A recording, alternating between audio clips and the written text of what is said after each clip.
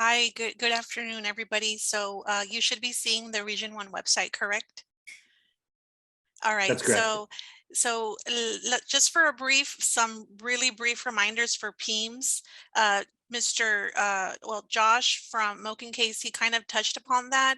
The economic disadvantage code, again, it's very important to be a part of the fall submission. They did extend the collection, but on this slide, I just want to remind you that part of the students that will be collected with the economic disadvantage code and require a census block group, which is the basis for reporting the state comp ed, are you including students with an ADA code of 9? These students are not eligible for remote learning, yet your districts may be still including students in remote learning. And so these students will still be part of having state comp ed funding. Although it's not ADA, it's still part of state comp ed. And this slide, again, just shows what the TEA extended the reporting for economic disadvantage all the way to fall resubmission. And so, which is January the 20th. And again, we want to ensure that if you haven't collected a socioeconomic form, the income survey, you have until the resubmission to do that. And again, the status has to reflect October 29th snapshot or before. And that, having said that, the census block group where they're living, also the address has to reflect October snapshot and before. And this is a slide that the summer PEBT, this is a student upload that your PEIMS departments along with your child nutrition program directors are working along to be able to submit student upload file. They reflect the students who were enrolled the last month of last year and may have moved into a new district or charter this school year. And if they happen to have moved into a CEP type campus or a National School Lunch Program campus, then they may be eligible for PEBT benefits. And so the state is asking your PEIMS offices, your child nutrition offices to do the student upload. The due date is December the 9th. So that's something that they're working on as well. They've had a TEA letter published regarding plans for 21-22 PB benefits. And so they have this link right here shows you to that letter. And it's basically, if you happen to have students who have been out consecutively for at least 5 days for any COVID related reason, like they're in quarantine, they got ill, or even fear of the parent choosing for them not to attend school out of fear. Well, if you have that case, they may be eligible, not only them, but the entire campus, because they're a CEP campus. So just more on that in that link right there. And reminders, of course, the fall submission is the basis for a lot of things, accountability, funding. And so the snapshot day was October the 29th. The first submission is due December the 2nd with an opportunity to resubmit on January the 20th. And already already 10 districts already finished. So if you have any questions, if your PEIMS office has any questions on that, of course, they're willing to call us. We're available for support on those things. And here are contact information. This is a good opportunity to introduce our newest member to the PEIMS team. Mr. Sergio Saenz, who used to be the PEIMS specialist, is now in Brownsville as the PEIMS director. So congratulations to him, but also to our department because we welcome Dr. Brian Walker. So I'm very happy that he's joined us. Hello, everyone.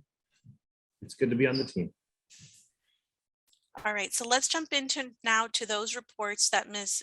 Ruiz was referring to. Like she said, there was a survey that was asked out of your PEIMS offices, and I'm very grateful that they responded.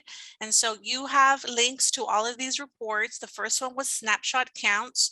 And so this was based off of historical for the last 4 years and included the 21-22 column, which was based on your responses from that survey. And it's unfortunately there's been that decline for the majority of the districts, and some have even in the double digits.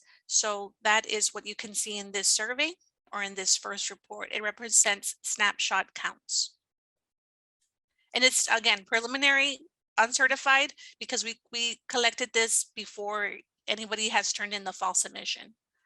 The next count The next report shows you dyslexia enrollment, which is an indicator of the dyslexia allotment that you might be receiving later on. The dyslexia counts are based off of snapshot again. And again, your dyslexia allotment is based on the services for dyslexia, which is reported at the end of the school year. But this is a good indication.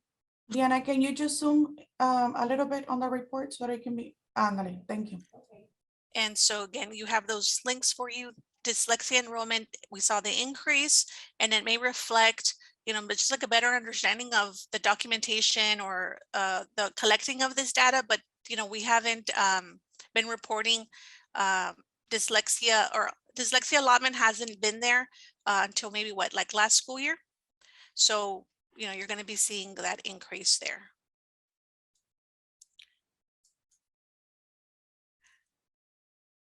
The next report is the economic disadvantage that counts on your snapshot, and then the percent of economic disadvantage. This represents the umbrella of all economic disadvantage coding, and it shows there the numbers for each of your districts and charters. Drop in enrollment may reflect drop in the total economic disadvantage. Diana, can I interject, please? Mm-hmm. So for this one, as most of you know that are working with the CNI teams, you know that economically disadvantaged is a critical number for the accountability in the on the instructional side. So the higher the percentage, the rate, the better for the district to perform in domain 2. So yeah, this information was shared with the superintendents as well. We did notice that for the most part, some of the economically disadvantaged percentages increase, and that may be attributable to the current situation with the pandemic.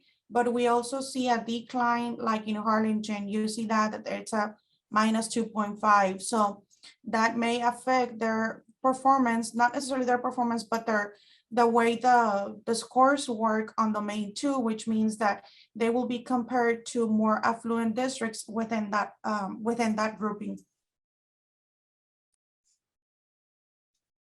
That's right. And then, so again, to remind you that in case you have any students who are not coded economically disadvantaged, for them not being able to turn in that survey, again, there's that reminder that it has been extended.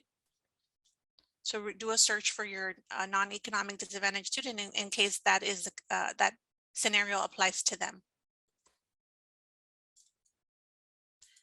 The final report, again, we didn't collect all data points for funding, but these are some of them. And this one reflects your refined ADA as if it stands for your first 6 weeks and your second 6 weeks this school year. We did enter, we did put in here the first and the second for the last few years as well. This reflects what you reported for PEIMS. It doesn't reflect any type of ESSER adjustments or anything. On the 1920 school year, it does only include the first 4-6 weeks because that's what was only collected for TEA purposes. And going back to that first 6 weeks in every single school year, you're going to see that drop. And the next page shows you your second 6 weeks as well.